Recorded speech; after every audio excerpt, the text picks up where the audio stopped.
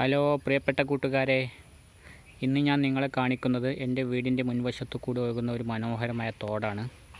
2 പഞ്ചായത്തുകളിലായിട്ട് സ്ഥിതി ചെയ്യുന്ന, ആദവനാട് തിരുനാവായ പഞ്ചായത്തുകളിലായിട്ട് സ്ഥിതി ചെയ്യുന്ന, നിറച്ചും വെള്ളം കെട്ടി നിർത്തിയിരിക്കുന്ന ഒരു തോടാണ്. ഈ തോട്ടിലെ ആളുകൾ കുളിക്കാനും അതുപോലെ മീൻ പിടിക്കാനുമൊക്കെ ഒരുപാട് പേര് വരാറുണ്ട്. പ്രത്യേകിച്ചും കുട്ടികളെ സംബന്ധിച്ചിടത്തോളം ഒഴിവ് സമയങ്ങളിൽ അവർക്ക് കളികളും മറ്റും നീന്തൽ പഠിക്കാനൊക്കെ ഒരുപാട് കുട്ടികൾ ആശ്രയിക്കുന്ന മനോഹരമായ തോടാണ്. ഈ തോടിൻ്റെ പടിഞ്ഞാറ് വശത്താണ് നെൽകൃഷിയുള്ളത്. ഈ നെൽകൃഷിക്ക് വേണ്ടിയിട്ടാണ്, നെൽകൃഷിക്ക് വേനൽക്കാലത്ത് വെള്ളം കിട്ടാൻ വേണ്ടിയിട്ടാണ് ഈ തോട്ടിലെ ചിറ കെട്ടി നിർത്തിയിരിക്കുന്നത്. വളരെ നല്ല രീതിയിൽ പ്രകൃതി രമണീയമായ നല്ല പച്ചപ്പോട് കൂടി നിൽക്കുന്ന 2 സൈഡും മരങ്ങളും അതുപോലെ തന്നെ നെൽച്ചെടികളുമൊക്കെ ആയിട്ട് വളരെ മനോഹരമായിട്ട് സ്ഥിതി ചെയ്യുന്ന ഈ തോട് നിറച്ചും വെള്ളമാണ്. ഒരുപാട് മീനുകൾ ഇതിലുണ്ട് എന്നാണ് പറയപ്പെടുന്നത്.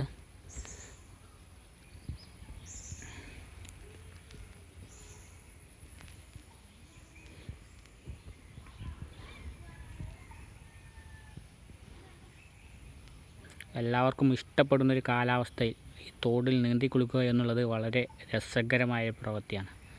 ഒട്ടേറെ പേർ, പ്രത്യേകിച്ചും ഈ കൊറോണ കാലത്ത് കുട്ടികളെ സംബന്ധിച്ചിടത്തോളം വിരസമായി നിൽക്കുന്ന സമയമാണ്. ആ വിരസതയിലും കുട്ടികൾക്ക് സന്തോഷം പകരുന്നൊരു കാര്യമാണ് കൂട്ടുകാരോടൊപ്പം നീന്തി കുളിക്കുക എന്നുള്ളത്. പ്രത്യേകിച്ച് നീന്തൽ പഠിക്കാൻ പോകുന്ന കുട്ടികളെ സംബന്ധിച്ചിടത്തോളം ഒരുപാട് നല്ല മുഹൂർത്തങ്ങൾ സമ്മാനിക്കുന്ന തോടാണ്.